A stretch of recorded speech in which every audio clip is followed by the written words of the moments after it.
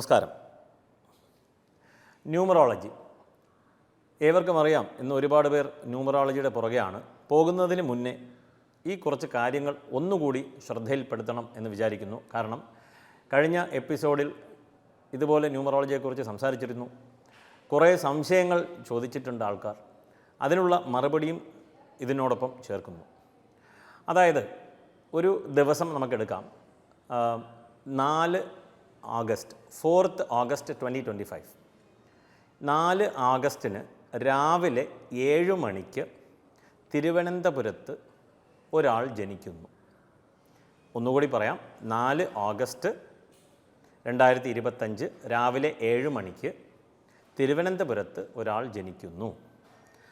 അപ്പോൾ സ്വാഭാവികമായിട്ടും lucky number numerology എൻ്റെ ഭാഗ്യസംഖ്യ എന്ത് എന്ന് ചോദിച്ചു കഴിഞ്ഞാൽ ഉടനെ ഉത്തരം വരും 4 എന്ന് ഉത്തരം വരും.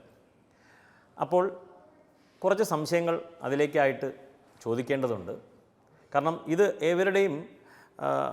തലയ്ക്കകത്ത് നിൽക്കില്ല. കാരണം നമ്മളിങ്ങനെ ശീലിച്ച് ഇങ്ങനെ പഴകി ചിന്തിച്ച കുറേ കാര്യങ്ങളുണ്ട്. അതുകൊണ്ടാണ് ഈ വീണ്ടും വീണ്ടും പറയുന്നത്. ആരെയും വേദനിപ്പിക്കുവാൻ വേണ്ടിയിട്ടുള്ള ഒരു ചിന്തയല്ല. അപ്പോൾ 4 ഓഗസ്റ്റിന് ഒരാൾ ജനിച്ചു. ഗ്രിഗറി കാലണ്ടർ പ്രകാരം അദ്ദേഹത്തിൻ്റെ ഭാഗ്യസംഖ്യ 4 എന്ന് നമുക്ക് ചിന്തിക്കാം. അതേ ദിവസം 4 ഓഗസ്റ്റിന് നമ്മൾ മലയാളികളാണല്ലോ. അതിൻ പ്രകാരം 1200 കൊല്ലവർഷം 19 കർക്കിടകം. അപ്പോൾ കർക്കിടക മാസം 19-ാം തീയതിയാണ്. അപ്പോൾ 9 1 10 1 എന്ന സംഖ്യ മലയാളികൾ എടുക്കേണ്ടതായിട്ട് വരും. കാരണം നമ്മൾ ആ കാലണ്ടർ സിസ്റ്റമാണ് ഫോളോ ചെയ്യുന്നത്.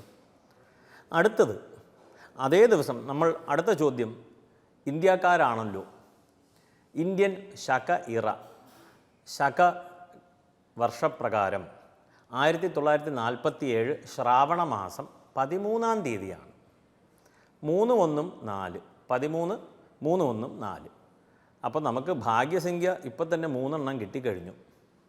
ഇനി ഗുജറാത്തിൽ ഒരു കലണ്ടർ ഉണ്ടാവാം, ബംഗാളികൾക്ക് മറ്റൊരു കലണ്ടർ ഉണ്ടാവാം, ചൈനീസിന് വേറൊരു കലണ്ടറുണ്ട്, ജൂലിയൻ കാലണ്ടറുണ്ട്. ജൂലിയൻ കാലണ്ടറിൻ്റെ റിവൈസ്ഡ് വേർഷനാണ് ഇന്ന് നാം ഉപയോഗിക്കുന്ന ഗ്രിഗറി കാലണ്ടർ.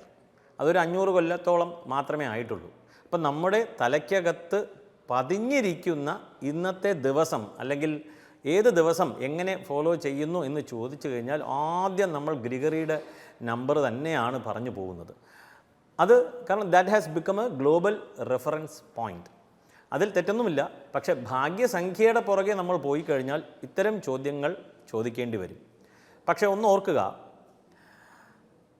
4 ഓഗസ്റ്റ് 2025 രാവിലെ 7 മണിക്ക് തിരുവനന്തപുരത്ത് ആര് ജനിച്ചാലും, ഒരു ചൈനീസ് ആയിക്കോട്ടെ, ഒരു കൊറിയൻ ആയിക്കോട്ടെ, ഒരു മുസ്ലിം ആയിക്കോട്ടെ, ഒരു ക്രിസ്ത്യൻ ആയിക്കോട്ടെ, ഒരു ഹിന്ദു ആയിക്കോട്ടെ, ഒരു പേർഷ്യൻ ആയിക്കോട്ടെ, ഇനിയിപ്പോൾ ആര് ജനിച്ചാലും നക്ഷത്രം മാറില്ല, തിഥി മാറില്ല, കരണം, യോഗം ഇവയൊന്നും മാറില്ല. കാരണം ഈ നക്ഷത്രം, തിഥി എന്നിവയൊക്കെ തീരുമാനിക്കപ്പെടുന്നത് ചന്ദ്രൻ്റെയും സൂര്യൻ്റെയൊക്കെ അടിസ്ഥാനത്തിലാണ് ഇതൊക്കെ തീരുമാനിക്കപ്പെടുന്നത്. അപ്പോൾ ആര് ജനിച്ചാലും നക്ഷത്രം മാറില്ല എന്നുള്ള ഒരു ഇൻഫർമേഷൻ നമുക്ക് കിട്ടി.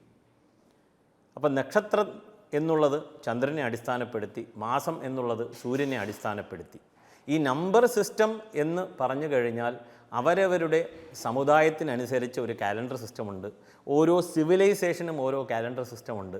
അതിലൊരു യുണീക്ക് നമ്പർ നമുക്ക് ലഭിക്കില്ല. വളരെ പ്രയാസമാണ്. കാരണം ഒരുപാട് നമ്പർ സിസ്റ്റമുണ്ട്.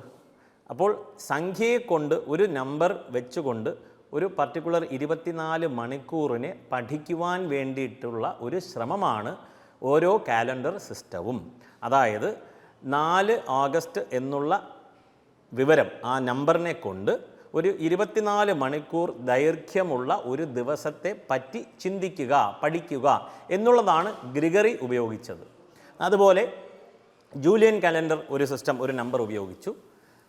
ഹെബ്രിയു ഒരു നമ്പർ ഉപയോഗിച്ചു. മുസ്ലിങ്ങൾ വേറൊരു നമ്പർ ഉപയോഗിച്ചു. ചൈനീസ് വേറൊരു നമ്പർ ഉപയോഗിച്ചു. എന്നിങ്ങനെ ഒരേ 24 മണിക്കൂറിനെ കൊണ്ട് പഠിക്കുവാനായിട്ട് പലതരം സംഖ്യകളുണ്ടായി.